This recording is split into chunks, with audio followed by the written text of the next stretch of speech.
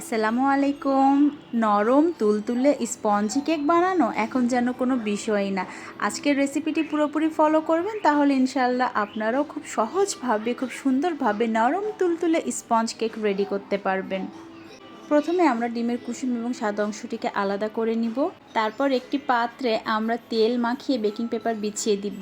আমাদের একটি ডিমের জন্য প্রয়োজন 1/3 কাপ ময়দা বা আটা এবং হাফ চা চামচ বেকিং পাউডার।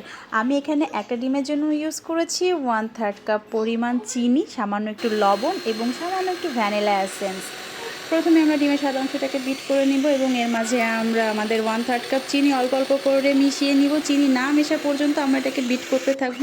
যখন একটা ফোমি টেক্সচার চলে আসবে, তারপরে আমরা এর মাঝে দিয়ে দিব ডিমের কুসুম এবং 1 টেবিল চামচ তেল। স্পঞ্জ কেকে তেল ব্যবহার না করলেও হয়, আবার চাইলে দিতেও পারেন, এটা সম্পূর্ণ অপশনাল।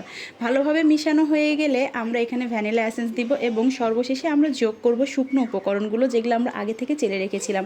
শুকনো উপকরণগুলো যদি আপনারা একবার চেলে রাখেন বা দুইবার যদি চালেন, তাহলে জিনিসটা আরও বেশি ভালো হয়, আরও বেশি পারফেক্ট স্পঞ্জি টেক্সচার আসে। সব কিছু ভালোভাবে মেশানো হয়ে গেলে আমরা এটিকে 15 থেকে 20 মিনিট চুলায় বেক করে নিব এবং তারপর রেজাল্ট দেখতেই পাচ্ছেন কত সুন্দর হয়েছে। Thank you so much. Please subscribe our channel.